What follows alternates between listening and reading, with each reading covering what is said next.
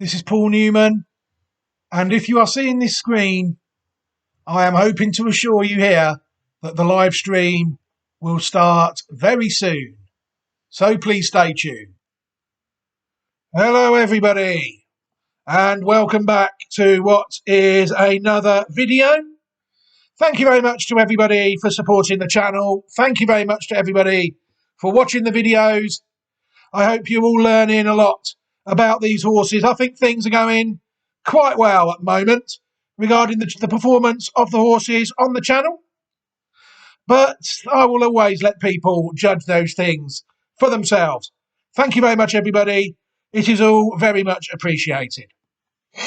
Right, what I've got coming up for you now is we're going to start reviewing the 2024 Cheltenham Festival. I know it's the week approaching the Grand National. The Irish Grand National has already ran. In an ideal world, these races would have been reviewed a lot quicker than this. But I'm not a machine. There is only one of me. And these things just have to be done when time and workload permits.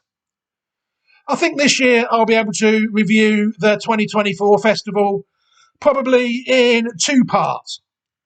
The first part, which is the video that we're going to look at today, I'm going to focus solely on bumpers and novice hurdles. And the second part of the review will purely focus on novice chases. As after going through the list, there seem to be no horses identified on the YouTube channel that were in fact running in open company this year. Purely bumpers, novice hurdles, and novice chases. We're going to start by taking a look at the champion bumper. We're going to start at the bottom, and then we're going to move through the grades in the novice hurdles. After that, we're going to take a look at, in the following order, the Supreme Novices Hurdle, the Gallagher's Novices Hurdle, the Albert Bartlett Novices Hurdle. Then we're going to take a look at the Triumph. Is that right? Yes. The Triumph Hurdle. Then we're going to take a look at the Grade 2 Mares Novices Hurdle.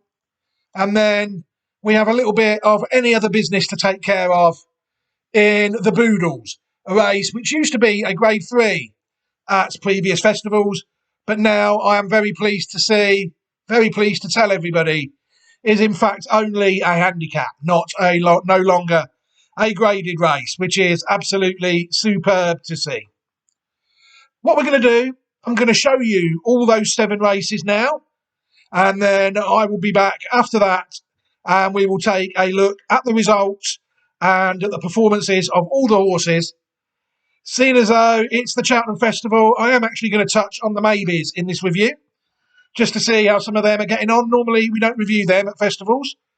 I'm not sure I'll be reviewing them at Fairyhouse when we review the Easter action from Fairyhouse at the Irish Grand National meeting. We'll see how we go. But I have decided to include the maybes in this review. So without further ado, just sit back and enjoy taking a look at the upcoming 7 races, starting, of course, with the champion bumper. And I will be back after that to take a look at all the runners. Take care, everybody, and thank you. The flag's now raised. They're off. Away first time for the Weatherby's champion bumper, and T-Shan in the blue and pink racing enthusiastically, leading the field up the straight first time, with Quebecois stablemate in behind, orange jacket slipstreaming T-Shan. 6 Mile Bridge in the pink silks is handy with Bill Joyce in a white jacket, and C'est a Chance with the white face away to the right. Sands Victorious, dark jacket with the white sleeves just in behind the leaders, with the yellow clay and the red cap, and just in behind stablemate Jalon Duderie, who's in the maroon and white Jiggins turn silks. Away to the left, Bryony Frost on the grey Stavy, is upside Cantico in the brown and yellow. Union Avenue Avenue in a red jacket back in midfield. Just behind You Ought to Know in the purple and yellow, and the grey Argento Boy and Fleuro Fusel, the hoops on the cap. Further back then to Romeo Coolio in a black and white jacket. Dirty Den in the maroon and white is towards the rear early with Fishery Lane. Jasmine DeVoe ridden with great patience by Patrick Mullins in the double green. He's in the last group of 4, and alongside him Harry Skelton, black jacket aboard Royal Infantry as they climb the hill and head towards the end of more than half a mile in the Weatherby's Champion Bumper. And it's Tishan who leads up to the yellow clay and Quebecois, and then Cantico and the grey Stavio races out wide, followed by Jalon Dudery. 6 Mile Bridge in a pink jacket towards the inside from Sounds Victorious, and then Bill Joyce in the white silks. Towards the inside, Set a Chance was cutting the corner. Still held up at this stage, Jasmine DeVoe, with just Royal Infantry and Fishery Lane in behind. But in truth, they're very well grouped as they move steadily towards the end of more than 3/4 of a mile, and Tishan takes them along at around about 30 miles an hour with little more than 10 lengths covering the field. Quebecois, orange jacket, is disputing second with the yellow clay, and then Cantico with the yellow cap to the grey Stavy wide. Jalon Dudery and the maroon and white handy with Set a Chance towards the near side of 6 Mile Bridge and Sounds Victorious. The other of the greys, Argento Boy in a red cap, as now out wide Jasmine DeVoe begins to creep a little bit closer. The double green silks, the spotted cap for Patrick Mullins. He's followed out deep by Royal Infantry. You Ought to Know in the purple and yellow is held up with Romeo Coolio and Union Avenue and Fishery Lane, and Dirty Den is last of a still very well clustered up field with Fleur au Fusil pulling hard in midfield. The shades of blue, the hoop cap for Jodie Townend. Across the top of the track they go, well beyond the halfway point in the Weatherby's Champion Bumper. Tishan, who was keen in the early part of the race, still leading by 2 lengths. The one who's dropped off from is Stavy, beginning to tail off. The yellow clay sits on the leader's tail, just ahead of Quebecois orange jacket in third. Cantico begins the descent close up with owner mate, the grey Argento Boy out wide. Stavy's being pulled up. Set a Chance is down on the inner, tracking Jalon Dudery on the descent. Then Sounds Victorious, dark jacket with the white sleeves, only 3 lengths off the lead. In truth, most of them have a chance here as they head inside the last half mile, and they're about to begin the run for home. Tishan, the yellow clay with the red cap. Out wide, Cantico and Argento Boy, followed there by Jasmine DeVoe in the double green and Royal Infantry in a black jacket. Then Fleur au Fusil and Sounds Victorious. Jalon Dudery and the maroon and white is poised. Romeo Coolio, black and white, getting into it on the inner as Quebecois falls back through the field, and they're about to swing for home just outside the last quarter mile. Tishan, the strong challenging Jalon Dudery, comes there powerfully with stablemate Romeo Coolio. Out wide, the yellow clay. Into the straight they come, widest of all Jasmine DeVoe away to the left from Fleur au Fusil. It's an Elliott pair who've moved on here. Romeo Coolio noses ahead under Keith Donoghue, away to the left. Jasmine DeVoe though is beginning to surge home. The other Elliott runner battling away, Jalon Dudery deep inside the furlong. Jasmine DeVoe, is this Willie Mullins' date with destiny? He has to fight hard because Romeo Coolio is battling back willingly, but in the hands of Patrick Mullin, it's Jasmine DeVoe, Willie Mullins, 100 not out of the Cheltenham Festival. Romeo Coolio went down fighting, very close for third between Jalon Dudery and Sounds Victorious, and running on late Fishery Lane. Turning once again, flags are up once more. They're off. The festival springs into action with the Skybet Supreme Novices hurdle, and Tully Hill, one of a pair of greys, leads them over the opening flight. Favour and Fortune made quite a serious mistake. It's knocked him back to be last but one with Super Sunday in the red and white, one of the early back markers, and they make the long run between the opening 2 flights. So the grey Tully Hill with head bowed low, the keen going Slade Steel black sleeves out wide, and Teller the name up between them, and they round out the leading trio. The second of the greys, Kings Hill, stalks them with Asian Master, the blue sleeves, handy. Jericho de Repenay, the white cap for Nico de Boinville, tucked away towards the inside running rail.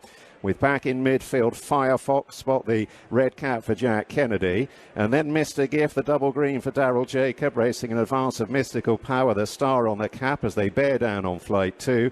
Favour and Fortune after that first flight error is last but one, and Super Sunday remains at the tail. 11 of them then meet rising ground for the first time at this year's festival, and they go along at a fairly steady 26 miles an hour with no more than 6 or 7 lengths covering the field. Tully Hill and Tell Her the Name in the mauve and pink dispute the running. They race a length clear now to Slade Steel, Jericho de Repenay towards the inside running rail, racing upside Kings Hill. And then Asian Master in the blue and yellow, Thomas Costello has got him settled circling the field, just ahead of Firefox, Mystical Power, Mr. Giff in the double green, and then Favour and Fortune and Super Sunday as they freewheel on down towards the third. Tell Her the Name, racing wide of Tully Hill. Slade Steel, who was keen in the early part of the race, seems to have settled better now. Takes off and lands in third place. Jericho de Repenay wasn't quite as fluent as one or two of those around him, but he quickly recovers his composure and they move on towards the fourth. Tell Her the Name, Tully Hill and Slade Steel. Asian Master is out wide to the grey Kings Hill, then Jericho de Repenay. Ahead of Firefox, Mystical Power, the hoops, the star on the cap from Favour and Fortune, Mr. Gift, and Super Sunday remains last of a well-grouped field in the Sky Bet Supreme. And again, Favour and Fortune not particularly fluent. He wasn't good at the first and he wasn't good at the fourth either. Racing across the top of the track, steadily approaching the halfway point and moving on towards the fifth.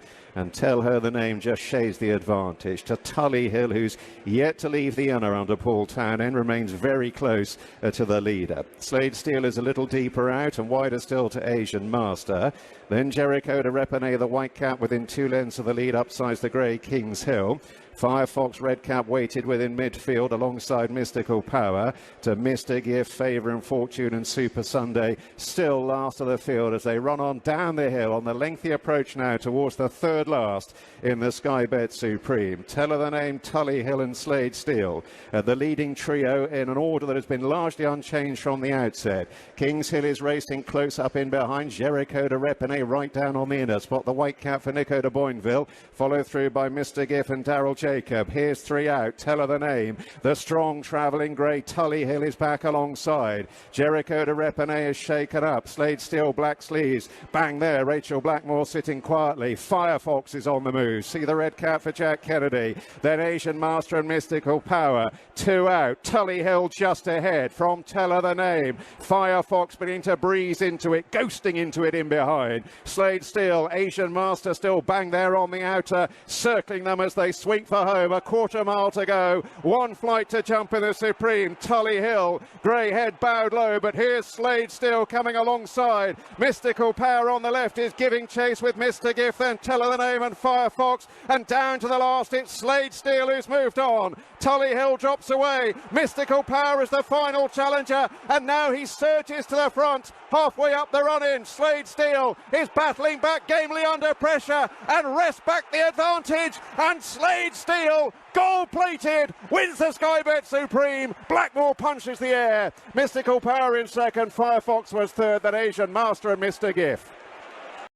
Making their way forwards, centre of the course, 2 miles and 5 furlongs. They're off. A race away for the opener. On day 2, it's the Gallagher Novices Hurdle, 2 miles, 5 furlongs, 10 flights of hurdles they'll jump. The pink of Mercury is the leader at number 1. On his outside, Ballyburn, keen in the early part of the race, heads almost on the floor. Red cap, white sleeves. Another red and white jacket is Jinko Blue, and the handstands in the green is the far side of him. Maroon colours of Predator's Gold takes it in a share of 5th position with one of his many stable mates, Il Atlantique, in the blue and white. He is already the winner of the Best Turned Out Awards. Jimmy Dussel, quarter jacket of black and white, red sleeves, red cap, drops in to be the back marker of these 7 who are on the turn. A long run now between flights 2 and 3. So they settle down in this Gallagher Novices Hurdle. Mercury, Brian Hayes leads. His lead is length and a half, maybe 2. Ballyburn, keen going in second place, the odds-on favourite for Paul Townend, white sleeves with a red cap. Then the 2 UK runners. Red and white Jinko Blue, Nico de Boinville against the running rail. Harry Cobden, green colours, handstands level with him as they enter the final 2 miles and run now towards flight number 3, which comes quickly after the turn into the straight. Jumping it now, Jinko Blue, a little untidy in red and white, sharing third place. Further behind him, maroon and white colours, Predator's Gold, Danny Mullins has pulled his way through into 5th position. Furthest from the stands, Jimmy Dussel, Sean O'Keefe, red sleeves and red cap. Blue colours, Patrick Mullins. Elot Lantique is with Jimmy Dussel at the back of the field. So the long run down the home straight between flights 3 and 4. And there would be about 6-7 lengths between these 7 runners as they move towards this next flight of hurdles.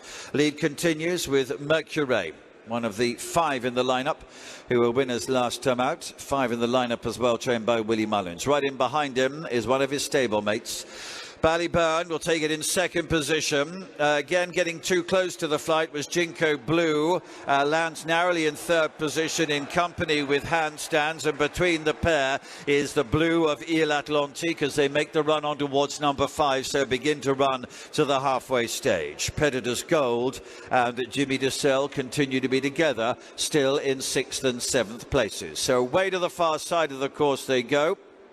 No real change in the order. Mercury stretching his lead a little bit now. The others are happy for him to go on by 3 or 4 lengths to Ballyburn running in 2nd. Out wide with him is Handstand, sticking to the inner, Jinko Blue. Blue colours of Il Atlantique is with the maroon of Predator's Gold as they now come to number 5. And Jimmy Dussel is behind those. Mercury landed now only a length and a half. Jinko Blue, again, another error, and Nico de Boinville has lost his irons on number 5 with Jinko Blue as they continue to run up now towards number 6. Continues to be in mid-division, though still, in fact, now holding 3rd place. But it's Mercury to Ballyburn in 2nd, Jinko Blue and Handstands either side of Il Atlantique. In behind those is Predator's Gold, and then comes Jimmy Dussel as they jump the flight running to the top of the hill. There it was Predator's Gold in the maroon who landed a little bit awkwardly, but Mercury, Brian Hayes is still leading. Paul Townends is length and a half, maybe 2 behind him. Always been in 2nd place on Ballyburn. Harry Cobden in green on Handstands is wide. Red and white Jinko Blue. Nico de Boinville stuck with him early on as they head to 4 from the finish, 1 at the top of the hill. Il Atlantique in blue with Patrick Mullins is next. In maroon, going round the outside and coming into it well is Predator's Gold. Jimmy Dussel is just at the rear of the field. Left-handed, downhill, 3 more to jump in this Gallagher Novices hurdle, and Mercury, they have left him alone in front, leads by around about 1 length. Ballyburn is in 2nd. Handstands is narrowly in 3rd. Predator's Gold on the left in the maroon is coming alongside him going strongly. And then Jinko Blue in red and white. Il Atlantique in blue. Jimmy Dussel is still the back marker. They're moving down to the 3rd last. Mercury just in front there to Ballyburn in 2nd place, who's only a half length behind him. Then behind those in 3rd position, Handstands. Il Atlantique in the blue beginning to make progress now. Jinko Blue has dropped out of it completely at the 2nd last. Jumping over it now, Mercury with Ballyburn level with him and Paul Townend looking round. Right in behind him, a little bit of a barging match. Il Atlantique and Jimmy Dussel moving through into 3rd and 4th places behind those Predators Gold. Ballyburn, he sends him to the lead now. Jimmy Dussel is in 2nd place. Mercury is back in 3rd. Il Atlantique is behind those. Then Predators Gold, and it's the Willie Mullins 5 as they come towards the last. Ballyburn opens up, clears it well, landed with a 7-8 length advantage now. Up the hill he comes, he's well clear at this stage. Jimmy Dussel is in 2nd position, behind him Il Atlantique, Mercury behind those, and then Predators Gold, and that will be the first 5 for Willie Mullins. Ballyburn has won the Gallagher, 2nd place to Jimmy Dussel, then Il Atlantique, Mercury, behind Mercury, Predators Gold, and Handstands the last to finish. They're coming forward steadily. Not expecting any world records here. The Albert Bartlett Novices hurdle their away and racing in testing conditions over 3 miles. And the jukebox man goes on into an early lead from Stella Story in the white cap. Dancing City on the outside, and back on the inside in the McManus colours is Johnny Who.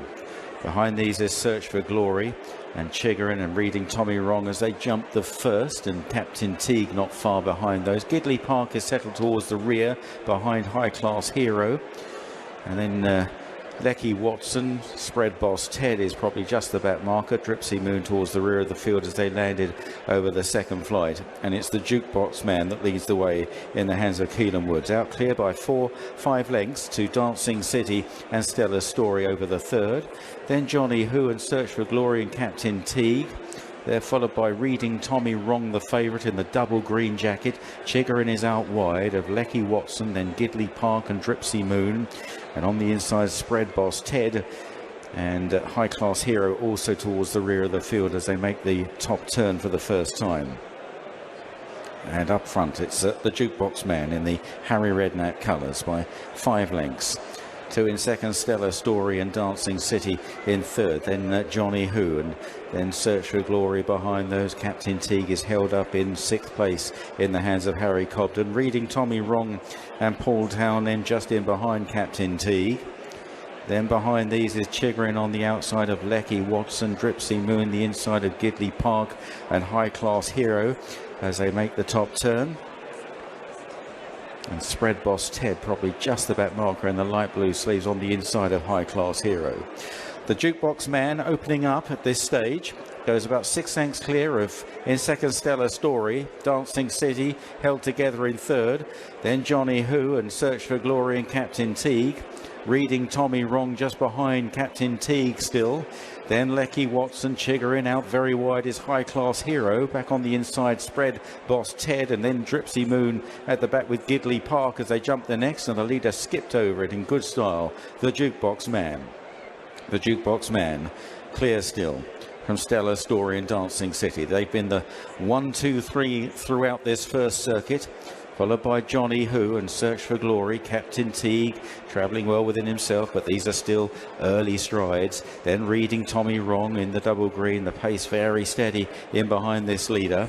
Dripsy Moon, they're all close together. Lecky Watson, Spread Boss Ted, Gidley Park with loads of cover held up at the back in the maroon and orange jacket. Then High Class Hero way to the left in the red with the lighter hoop and armlets, and Chiggering also held together. On towards the flight in front of the stands with just over a circuit ahead of them. And the Jukebox Man by 2 lengths here to Stellar Story. Dancing City came up well in third from Johnny Who in fourth. In fifth then is Search for Glory and Captain Teague sneaking up his inside. Reading Tommy Wrong is taking quite a good hold there as they race towards the back straight.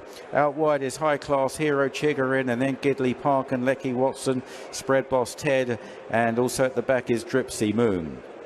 Well, the pace has got very steady indeed, and it's all going to unfold on this final part of the race over the last 2 or 3 flights here as they race along the back straight. And the Jukebox Man maybe pressing on a length to Stellar Story. Visually, it might have increased slightly. Then Johnny Who, Dancing City, Reading Tommy Wrong, Townend still with his hands full. Followed by Search for Glory. Chiggering making a little move on the outside. The others all close up. Captain Teague on the inside of Lecky Watson. Gidley Park, High Class Hero, and at the back, a Dripsy Moon and Spread Boss Ted. Lovely jump by the leader, the Jukebox Man. Landing about a length and a half ahead of Stellar Story and Dancing City. And Johnny Who, Reading Tommy Wrong, and Search for Glory jumping the next. All cleanly over that one. High Class Hero towards the back of the field, but still only about 8 or 9 lengths probably behind this leader as they begin the climb now. The Jukebox Man still leading the way. Stellar Story is still second. Johnny Who moving up on the inside of Dancing City. Then Captain Teague. Then Search for Glory. Then Reading Tommy Wrong as they now approach the third last flight of hurdles. The Jukebox Man by a length coming into it. Over in front from Stellar Story in second. Then on the inside, Johnny Who, Dancing City, Reading Tommy Wrong, Search for Glory. Lots of chances at the top of the hill. Captain Teague, then Lecky Watson. Gidley Park is getting a little bit closer, just nudged along, however, Gidley Park. And then behind these is High Class Hero, still held up. Then on the inside, Spread Boss Ted from Chigorin as they start on the run down towards the second last, and the outsider Dripsy Moon has dropped away. It's still the Jukebox Man from Stella Story. They've got 3 lengths on Johnny Who and Dancing City. Then Captain Teague on the inside of Search for Glory as they run on down the hill then. From Reading Tommy Wrong, who's now being woken up, the favourite. Gidley Park getting a little closer, might have hit a little flat spot as they jump the second last. Stella Story challenging the Jukebox Man. Then Johnny Who over in third. Dancing City in fourth. Captain T gets a slap down the neck from Search for Glory. And then behind these, Lecky Watson stays on from Spread Boss Ted. The Jukebox Man regains the advantage from Stella Story as they run on towards the final flight. And the Jukebox Man has found plenty. The Jukebox Man has kicked 3-4 lengths clear of Stella Story second. And he's got them at it here. In third place then Dancing City as they range down towards the final flight. It's the Jukebox Man for Harry Redknapp and trainer Ben Pauling. Keelan Woods is clear in the Albert Bartlett. Here it is, the last flight. The Jukebox Man got in a bit tight. Stella Story rather overjumped. Then in third, Dancing City as they race up the hill. And they're away then from Lecky Watson and Spread Boss Ted. The Jukebox Man is getting tired. He's beginning to empty. Stella Story is closing as they race up towards the line. Oh, he's been denied. Stella Story on the near side of the Jukebox Man. It'll go to the judge. Stella Story diving on the near side of the Jukebox Man, followed home by Dancing City, Spread Boss Ted and Lecky Watson. And they're off. They race away for the JCB Triumph Hurdle. Salva over on the far side. Fratas in a red cap is handy with Ithaca's Arrow and Cargazy. Marsborough just in behind them in the green and yellow hoop jacket from Bunting in blue with white seams. Then Storm Heart on the outside of Mighty Bandit and Salvatore Mundi. At the rear of the field with Mighty Bandit, a high wind. Also out the back is Nürburgring and Ethical Diamond. Racing on towards the second flight, a long run to it.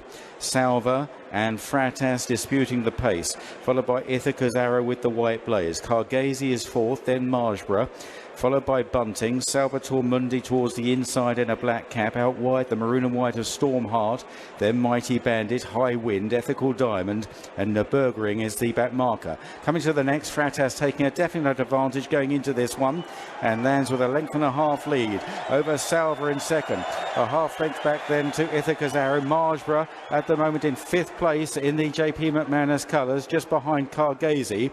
They're followed by Bunting and Storm Heart and Mighty Bandit. Salvatore Mundi towards the inside of Ethical Diamond, and then High Wind and Nürburgring is the back marker.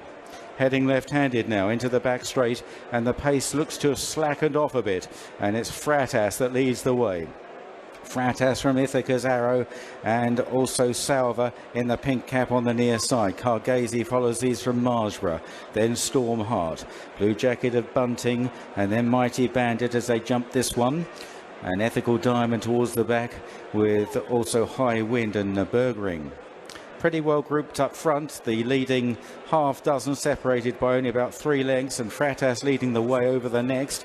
From Ithaca's Arrow, Marsborough on the outside. Wider still is Storm Heart, making good progress now to go up and join the leaders under Paul Townend. Cargazy in behind them. Salva looking for a stride on the inside, found one. Then Mighty Bandit from Bunting, and behind the Salvatore Mundi, and then towards the rear Nürburgring, and dropping to the back is Mighty Bandit as they now run right left-handed and on towards the flight going up the hill, and they're coming towards 3 out, a long way from the finish though. And Salva now coming through to take over from Fratas, who drops back to third. Ithaca's Arrow, the big outsider, going with Salva. Then Marsborough in fourth as they jump this flight of hurdles. Big jump from Marsborough. Then Cargazy in fifth place. Storm Heart is just behind these, going nicely, followed by Bunting. And then at the back of the field still we have Mighty Bandit, and also towards the back is Bunting and Ethical Diamond and Salvatore Mundi, who's well off the pace, and High Wind out the back as well with Nürburgring. They're at the top of the hill in the JCB Triumph Hurdle, and breaking clear Salva and Ithaca's Arrow. They're 4 or 5 lengths clear of the improving Marsborough. Then behind these is Storm Heart, and then on the inside Cargazy as now they run on down the hill towards the second last, followed by Bunting. Further back then is Mighty Bandit and Ethical Diamond. High winds on the outside of Nürburgring, Salvatore Mundi, and at the back fading right away the early leader Fratas. Over 2 out, and Ithaca's Arrow and Salva disputing it, but about to be joined by Marjra and by Cargazy and by Stormheart on the outside. They're all coming forward menacingly, threateningly now as they swing for home, and the long, lung-bursting run to the final flight. Cargazy comes through to take it up from Marjra. Salva on the far side. Stormheart is back in 4th place in the maroon jacket. It's Cargazy from Marjra, 1st and 3rd at the Dublin Racing Festival. Then Salva and Stormheart as they still approach the final flight. Cargazy and Danny Mullins. Marjra on the far side, Mark Walsh. They're kicking away now from Salva. Here it is, the moment of truth, the final flight. Up and over. Marjra, far side, came up well, but went left. On the near side is the filly Cargazy. They're clear of Salva. It's Marjra from Cargazy. Cargazy is fighting back. Still got a length and a half to find. And this huge prospect, Marjra, wins the JCB Triumph Hurdle. What a promising horse. In 2nd, Cargazy. In 3rd, Salva. And they were clear of Nürburgring running on, just ahead of Stormheart. Coming forward, and they're off. And Victoria Milano finds herself in front, going on from Jade de Grugy, Birdie or Bust, and Brighter Days Ahead in the maroon, white star and armlets.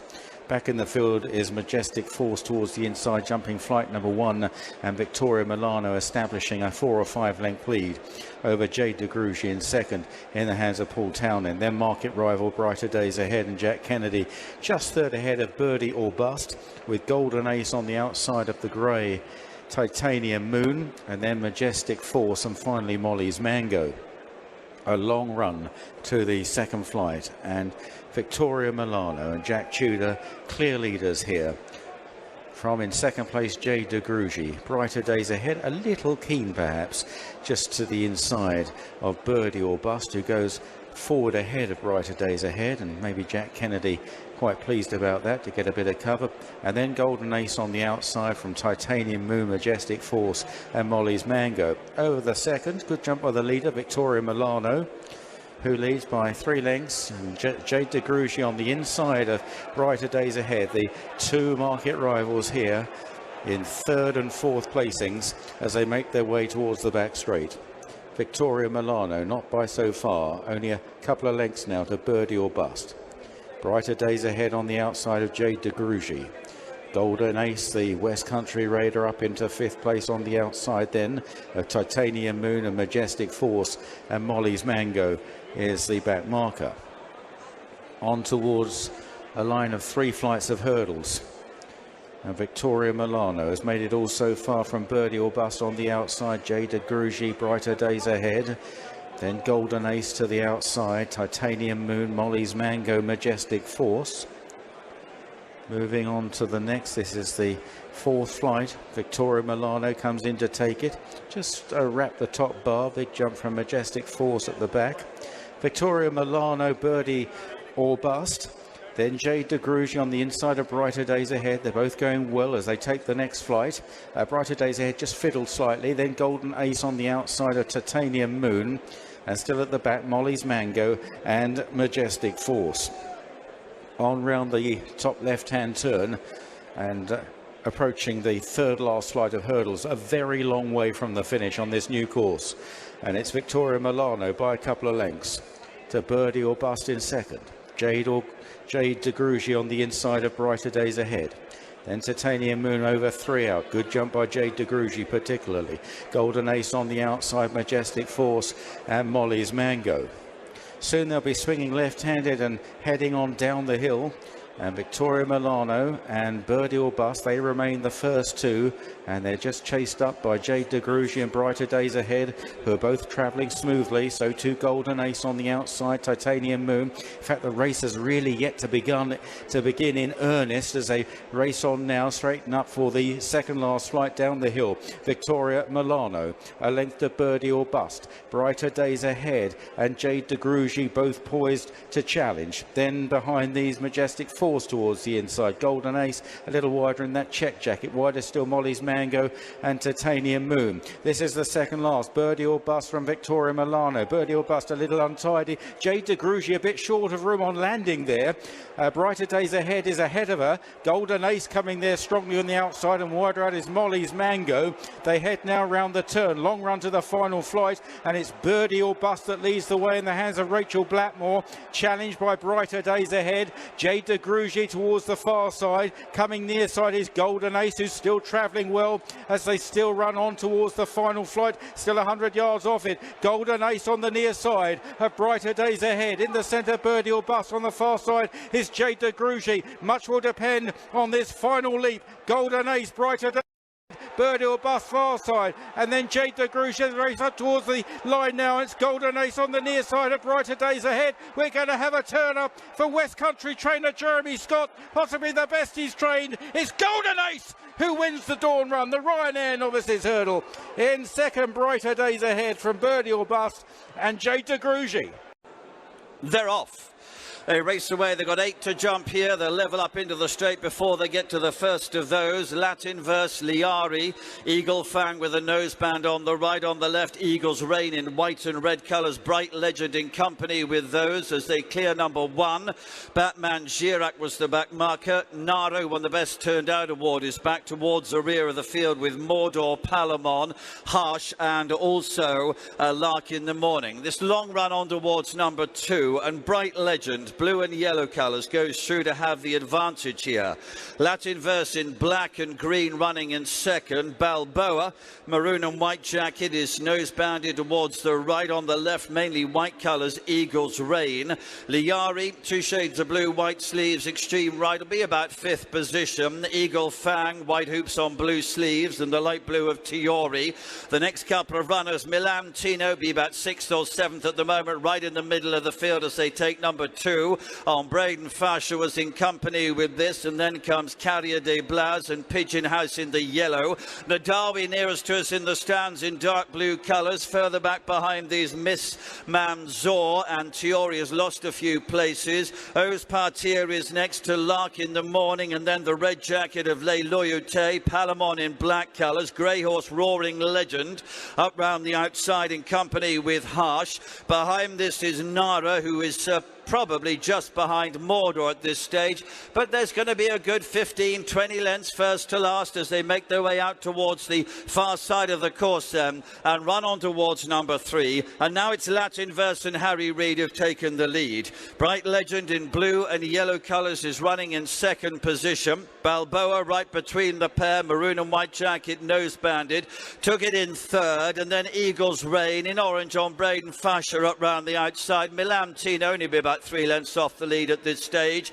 Eagle Fandon, Liari, Nadawi and Miss Manzora behind those, and then comes Tiori as they run on towards number 4. Batman Giroc is further back on the inner of the course. Carrier de Blas, and with this is Oz Partia and also Lark in the Morning as they take the 4th. We got a faller there. There's several fallers. Mordor's been brought down. Oz Partia was one of those that went at that flight of hurdles as well as they run away now onto the far side. Carrier de Blas was also down at that flight. It looks like 3 fallers at that one as they run up towards the top of the hill. Palamon was badly hampered and is being pulled up.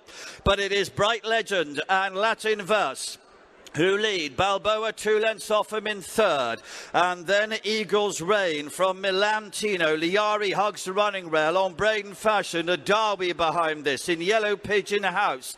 The back of the main group but struggling is Roaring Legend as they now turn left-handed, making their way onto home. Amongst those making progress, Nadawi be about 6th or 7th at the moment. Pigeon House behind that.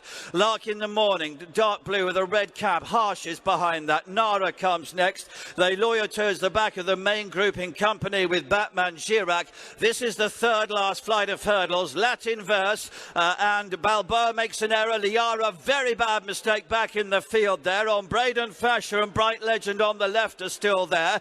Milan Tino, the horse with a splash of white on his face, up with them. The Darby making progress. Extreme left, Lark in the Morning. Red cap running on as well. They come towards the second last. Liari was pulled up, and it's Latin Verse on Braden Fasher, Bright Legend, and then Milantino, Pigeon House, Nadawi, and Lark in the Morning, the red cap coming into it very strongly now. Harsh is coming from the back of the field. Eagles Reign's got a chance. Nara's there. Miss Manzoor is behind this. But it's now Lark in the Morning who's gone into a 2 or 3 length lead. Eagles Reign, Nadawi second and third. Harsh, Miss Manzoor behind those. Final flight in the Boodles. And Lark in the Morning got over it by 2 lengths. Nadawi, the dark jacket, in second. Eagles Reign, the white colours, in third place. But as they run towards the line now, it's Lark in the Morning and JJ Slevin clear and go on to win. Second is going to be very close indeed. In white, Eagles Reign, Nadawi, the dark jacket. They're clear from Harsh, Miss Manzoor, and then Milantino. Hello, everybody, and welcome back. 7 fantastic races. I'm sure you will agree. Now it's time to take a look at how all the runners done. Before we do that, I will give a shout out to the website that is open in the background, CIC Racing 2020.great/site.net. They're the sort of horses, they're the sort of sites. This was all up to 2020, really. And for the 2 years of 2019 and that, the site is virtually full. Plenty of interesting horses on there that are running around probably 4 years after they're identified. So any 2-year-old on the flat will now be 6. Any 4-year-old hurdler will now be 8. That sort of thing. Very much worth a browse. CIC Racing at 2020.great/site.net. Right, we're going to start taking a look now at some of the results. We're going to start at the beginning with the champion bumper. Obviously, we only had one horse off the list identified running the race. Argento Boy. Yeah, I think people, if they watch that race, you see that Argento Boy finished 14th in the race, running to a mark of 105. I think people will see there that I think this horse has run a perfectly respectable race. I would have expected a 3-miler to run that was running in the champion bumper. To me, I think the horse had no trouble at all laying up with them in the early stages. He just looked to get a bit outpaced as the race developed. It was disappointing to see that his mark of 115 proved to be better than the 105 that he managed to run at in the champion bumper. But to me, I don't think the horse lost much in defeat. Obviously, I don't think I'd really like to see him as a back number in many more graded bumper races. But I do think as a novice hurdler next season, if they keep him above 2.5 miles, I think this horse could prove to be quite decent. Definitely way too soon to write the horse off at the moment. It was quite disappointing, really, that we've got 4 or 5 or 6 bumper horses, and that was the only one that actually turned up on the day. But I do think he ran a perfectly respectable race. He had no trouble at all laying up with them in the early stages of the race. People go back and watch it again. This horse was travelling around with the best of them. It was only when the quicker ones came to the fore in the closing stages that he was found wanting. The first hurdle of the card, obviously, is the Supreme Novices Hurdle. I thought our horses here ran superb races. Mystical Power, the horse already on the YouTube channel, running to a mark of 144 to finish 1.5 lengths behind the eventual winner, Slade Steel, who ran well on the day. Definitely ran well. And the horse on the maybe list, Firefox. I think he also went round as well to finish third. I thought he ran a perfectly respectable race. The Walk in the Park side gelding, as did the Galileo side gelding, Mystical Power. On the day, though, I think the winner won well. It'll be interesting to see how the horses on the channel get on when they go over the big obstacles. For me, the disappointment of the race was the 8th place horse, Tully Hill. I mean, I've never been with that horse. For somehow they managed to get that in as the favourite on the day.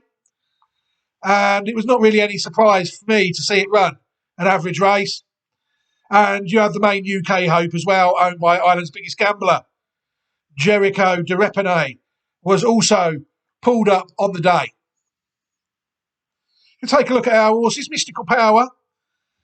His 7th length win in the Grade 2 Moscow Flying Novices Hurdle has been rated the equal of a 1.5 length runner-up position in the Supreme Novices Hurdle, which would indicate to me that the controlled outlets don't necessarily think that it was the strongest renewal of the race this year. Time will tell. And the other horse that we had, Firefox, you'll see there that the Firefox, a slow and steady improver. He beat another one of ours, Il Atlantique, though, and went into 131 in National Hunt flat races. And he's still only 12 higher than that. I was racing post rating of 143 after another 3 runs over hurdles. That was his first Grade 1 placed effort, though. And he remains on the maybe list, I think, with a view. Hopefully, he can run well at Punchestown or Aintree and then win first time out in novice chases. And then he will get his own video. I don't think either of these horses that we've looked at here are champion hurdle horses on the form that they've shown. Mystical Power could be on pedigree, but he'd have to improve a lot, I think. I think they'll both go novice chasing next year, Mystical Power and Firefox. Time will tell. On to the Gallagher's Novice Hurdle now, the 2.5 mile race. And I think here we saw one of the performances of the week. Ballyburn, one of the horses already on the YouTube channel, side by Fleming's Firth, out of Old Moon. He absolutely destroyed this field by 13 lengths, running to a mark of 168 to take the race out. Long odds on favourite on the day, as unfortunate as these things are. But people soon saw why. The horse absolutely dominated the race. The first 5 home were all trained by the same one Irish individual, which obviously is terrible for Irish. The future of Irish racing to me really is bleak. You know, one of the biggest misnarratives on this planet is Irish people telling people UK racing is struggling, when really, if it wasn't for Coolmore and Willie Mullins, there would be no horse racing in Ireland. And maybe JP McManus gambling on it. There would be no horse racing in Ireland. You know? They wouldn't. Willie Mullins is dominating, and the O'Brien clan and the Coolmore conglomerate are dominating the flat. They really are one horse towns, both of them. But saying that, Ballyburn won this race very well. 6-year-old gelding, as we said, he's only lost 1 race in his career, and that was to Firefox in a maiden hurdle in December 2023. But since then, over hurdles, the horse has thrived, running to a mark of 145 to win his maiden, 157 to win a Grade 1 at Leopardstown in February at the Dublin Racing Festival, and then 168 to win at the Cheltenham Festival. You'll see there again that this is another one. We've only looked at 2 novice hurdlers, and none of the winners or the ones we looked at have even come out for the Irish Grand National meeting at Fairyhouse. Indicates to me how much Irish racing is in fact struggling. And Ballyburn ran very well indeed. Il Atlantique, the other one that I identified, I have to be disappointed with it, really. You know, Ballyburn on the day has absolutely battered Il Atlantique by 16.5 lengths. They've given Il Atlantique another rating of 149, finishing 3rd. It was his second Grade 1 placed effort after his efforts in the Lawlers of Naas at January. This horse, owned by the UK's biggest gambler, another one, has been beaten by both Firefox and Stellar Story. More of Stellar Story in a moment. But the horse is very interesting, you see. A maiden hurdle winner there of 133. And then 2 performances of 149. Only 3 runs over hurdles. Il Atlantique, I think, will go novice chasing next season. Ballyburn, well, I think that could possibly be aimed at the champion hurdle. It's related to Dawn Run, you know, which won the Gold Cup and the champion hurdle. And the connections, not that you can believe the connections, their job is to lie to people, really, outside of their own circle. They've taken oaths and rituals to tell the truth to a very select few, these people. Ballyburn and the connections of Ballyburn intimated they might have a go at the champion hurdle. So it'll be interesting to see where Ballyburn goes next season. But for me, I would say Il Atlantique will more than likely go novice chasing next season. On now to the 3 mile Grade 1 novice hurdle, the Albert Bartlett. The winner, Stellar Story there, shocked people at 33 to 1. But people saw there, it wasn't exactly the worst bred horse people could see, related to the Storyteller, who I think was a Grade 1 winner over both hurdles and fences. I'm not sure. Obviously, Stellar Story might have to win first time out over fences now, or go in again at Punchestown to get on the list. But at the minute, it's very close to being on the maybe list after this run. Very good performance. I didn't think there was many excuses on it on the day. Running to a mark of 151. The Shantu sired gelding, owned by Bilderberger Michael O'Leary. The jukebox man, Ben Pauling's horse, one of the better UK runners this week at Cheltenham, it's fair to say, that we've seen so far. And a very good race, and was only just headed in the final strides. 5th, 6th and 7th, we were feeling quite disappointing, really. I was hopeful. Lecky Watson, he had a video on himself at the channel. He could only finish 5th on the day, running to a mark of 142. He just couldn't reach the leaders. I was expecting him to really get involved in this race. Very disappointing run, really, I think. The two maybes that we had on the list, Gidley Park, who is from the family of Denman, and The Search for Glory, another one that we found on the maybe list, finished 6th and 7th, running to marks of 135 and 133. They're both by Hype Stallions, Walk in the Park, and the sadly horse no longer with us, Fame and Glory. Yeah, but they ran two solid, honest races. Lecky Watson, you'll see, is a rather frustrating horse now. After running to 134 when finishing 4th in last year's champion bumper, the horse has now had 4 hurdle runs, and despite this horse running to its best hurdle mark in the Albert Bartlett of 142, that is in fact only 8 better than over the bumper sphere. I mean, as my friend and colleague Steve Allpress succinctly put it in the previews that we did on the content on the Reprieve Media CIC YouTube channel, repeated on this channel, the horse just struggles to win races. 9 races now, the horse has only got its head in front once. The sort of horse, really, that is becoming quite costly for people to follow. Yeah, he's running quite nice races. 14 to 1/3 there, but only 7 in the race, so not widely available. 3 places. There again, 9 to 2. There again, you could have probably got paid on the top 5 in that race, but they're not nationwide and worldwide. These 5 terms 5 in that race. You know, when the horse has won, it's been odds-on favourite. So, Lecky Watson, we've work to do, I think. The other 2, I'm still open-minded. Obviously, this one being from the family of Denman will obviously improve in chases.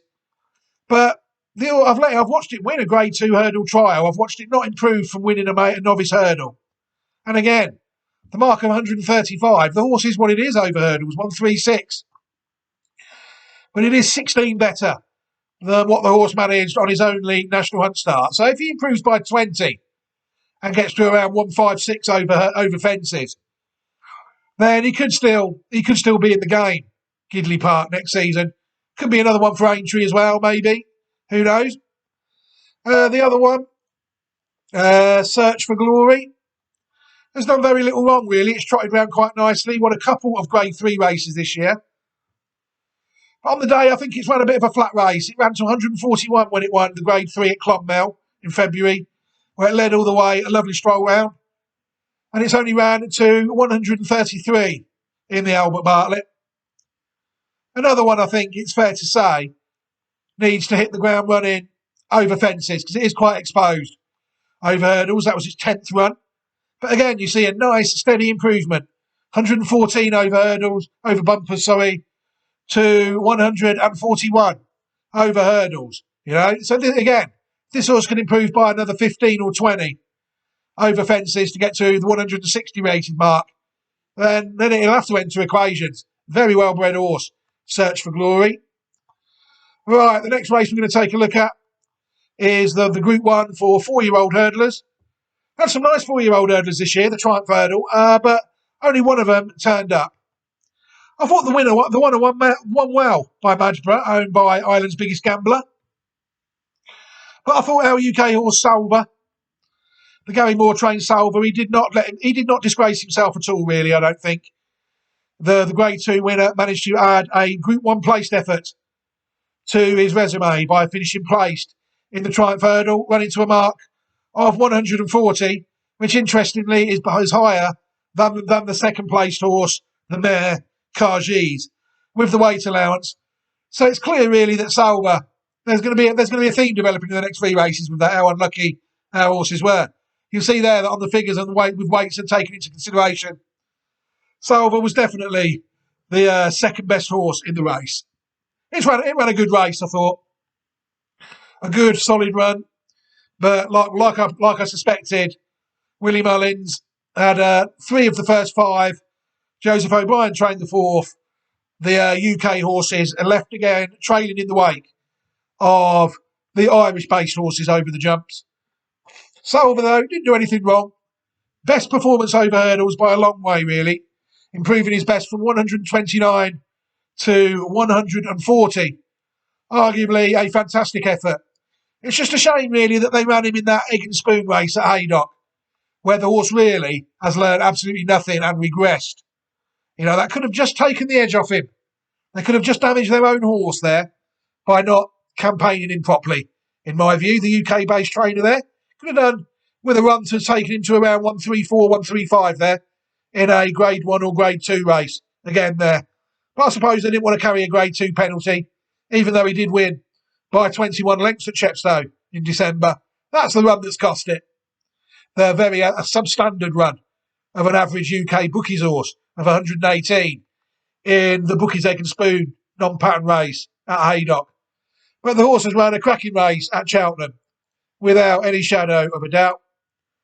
On now to the Grade 2 novice hurdles for mares. Ran over 2 mile 1 furlong, and again, they're incredibly unlucky here in this race. It's fair to say. We have managed to get not 1, but 2 horses rated higher than the winner. Weight has done both of our horses. Their UK-based, Jeremy Scott-trained Golden Hornside horse has been plugged round in egg and spoon races all season, and then he has mugged. She has mugged. There's no other word for it. Better horses on the day due to a weight allowance. I mean, I'd put an end to that. What I would do with this race is I would have all horses unpenalised, apart from Grade 1 winners. You'll see there, Brighter Days Ahead has run an absolutely superb race, really. Only the weight has done her. She's gone down by a length and 3/4. And then the one on the maybe list that beat Fun Fun Fun, when Fun Fun Fun made the mistake at the last, Birdie or Bust, has also been rated higher than the winner. I thought Birdie or Bust ran a good solid race for a place that day. It was just frustrating that the conditions of the race were against the good horses. You know, if anything sums up UK racing, it's this race. You know, the race is framed to suit the bad horses. It is what it is, UK racing. And it was unfortunate to see that, again, both higher top speed figures as well than the winner. But is it any wonder the race is sponsored by a Bilderberger, Ryanair? Michael O'Leary, the Bilderberger, sponsors the race, and is the conditions of his own rotten race have gone against his own beautifully bred mare. You know, that's how incompetent these people are, really. They only are where they are due to doing some truly heinous things. But we'll take a look at the 2 horses in separately. Brighter Days Ahead again. Struggling really now, I think, with a lack of competition. 141 to finish placed in the second, finish second in the Mares Novice Hurdle at Cheltenham. Ran to 142 when it won a listed race worth €12,000 in February. I think this race needs to start racing the Colt soon. There's horses like Atlantique going around rated 149 that would have to give a lot of weight away to this mare. I'm not entirely sure with the pedigree of Brighter Days Ahead they would be able to do it. Birdie or Bust, very nice mare, running to a mark of 135. I said at the time when the 125 they gave the horse when it beat Fun Fun Fun at Thurles in December. Although Fun Fun Fun made an awful mistake at the last, I think Fun Fun Fun's performance after that has proven to me that race is rated too lowly by the controlled outlets. Really should be higher than that. And she was also 5th behind Brighter Days Ahead, beating 25 lengths in a Grade 3 in November as well. But she did win a grade. She did run well in that listed race to beat Fun. Took advantage of the mistake that our horse made. And this horse could be fit. This horse could be set to try and get her own video when she goes novice chasing, if she does. Or could she be one for the Mare's Hurdle? Brighter Days Ahead, I'm fairly certain, would go novice chasing. The Triumph horses, Salva, not entirely sure, what they would do with that. It's tricky for a 5-year-old second season hurdler, isn't it? But then again, Bo Zenith, who was in the same boat last year, hasn't even been seen at this stage from the same yard, age 5. Brighter Days Ahead, like I said, I think will go novice chasing. The Albert Bartlett ones, I'll be amazed if any of them go down the Stayers Hurdle route. I really will. Birdie or Bust could be one for the Mare's Hurdle, I think, for Ireland's biggest gambler. Not sure. But Brighter Days Ahead, I think, could be a novice chase prospect. But again, you saw the pattern there with both our horses rated higher than the winner. A pattern that continued in the last race. The only handicap on novice hurdle that we're going to take a look at is the 4-year-old juvenile handicap hurdle. Used to be a Grade 3 on the card. Relegated to a Premier handicap. Absolutely fantastic to see. There's no way that this should be a pattern race unless it was ran off level weight. And you'll see then that we had a horse in there off the maybe list, Nadawi, who proved to be comfortably the best horse in the race, really. It wasn't even close. Nadawi went into a mark of 135 in that race, rated 10 higher than the winner. The 125 rated Joseph O'Brien trained Lark in the Morning, sired by Soldier Hollow. Nadawi, sired by Cracksman, went round quite to a high level on the flat, really. He was a group class. He was just below pack class on the flat. And he's looking to be the same over hurdles. Because this was one that turned up at the Irish meeting off the maybe list. It ran in a Grade 2. And it could only finish 6th out of 8. And arguably turned in its worst performance over hurdles when it ran in a pattern race. In fact, that can't be... it ran 115 when it was behind Interlotto. And since then, that was its second worst run. 135 at Cheltenham, and then stuck into Pattern Company. It ran to 121 in the Grade 2 at Fairyhouse in April. That's why the horse is on the baby list, boys and girls. It's really, unfortunately, not really gone through with its effort. Bit similar to like it did on the flat. Look, it was a 90 rated horse on the flat best, ran to 95, went 6th in the 2023 Lingfield Derby trial. And then it was 13th at Royal Ascot. It was 7th in the Grade 1 behind Dubai Mile as well. But it was going through the grades quite nicely, winning 2 of its first 3 starts. It's a similar horse, really, over hurdles, I think. Well, as a 5-year-old hurdler, obviously things will be quite difficult for Nadawi next season, I think. I don't know whether they will run it on the flat. But be interesting to see whether it goes novice chasing next year. It's related to Pinatubo on the flat. Not really screaming jumps racing, this horse wasn't to me. But it has gone down to a high level over hurdles and was placed in a Premier handicap at the Cheltenham Festival. Right, that's it. We've actually gone round all our horses. So I think really at the Cheltenham Festival it's disappointing and frustrating at the same time, really. In the novice hurdles and bumpers. Superb performance from Ballyburn to take out the Gallagher, but at no odds whatsoever on the day. We don't know what price these horses are going to go off when we identify them months in advance. Sometimes we are the only people to spot these things. Sometimes it does happen. But everyone seemed to know the controlled outlets did a good job of telling everybody that Ballyburn was a good horse for their controllers, the bookies, and as a result of that, the bookies managed to minimise their losses quite well on Ballyburn. Frustrating, really, in the Supreme to have the second and the third. Mare's Novice Hurdle, frustrating to have the best horse in the race and it not win. The same as the Fred Winter with the Nadawi. Disappointing performances of the week. Well, it has to be Lecky Watson, really. I thought that was quite disappointing. And I was also really quite underwhelmed by the run of Il Atlantique, it has to be said. I was hoping it'd give Ballyburn a race on the day. But as people saw it almost certainly did not do that. Right, I'm going to end this video here. Thank you very much, everybody, for watching part 1 of the review of the 2024 Cheltenham Festival. I'll be back at some point to review the novice chases from the meeting, but there is so much going on. The European turf season really is starting to hot up.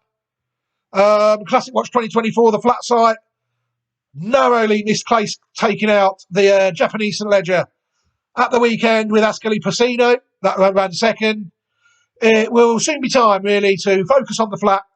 We've got Aintree coming up this weekend in the UK, and then Punchestown, I think, in Ireland, and then maybe the odd runnel here and there with other horses on the channel. But it will soon be time to put the National Hunt racing to bed and concentrate solely on the flat, I think. What I'll do at the end of this video is I will put a playlist up to all the National Hunt content that we've done regarding reviews, etc., and looking at racing meetings. I'll put a playlist up to all that, and I will also give everybody an opportunity who has watched this video and has chosen not to subscribe to the channel at this stage. I will also give you an opportunity to do so as we move forward to the European flat season and a Classic Watch 2024, maybe even the odd Classic Watch 2025 horse from other parts of the world in the Southern Hemisphere might pop up in the next 3 or 4 months as well. Touch wood.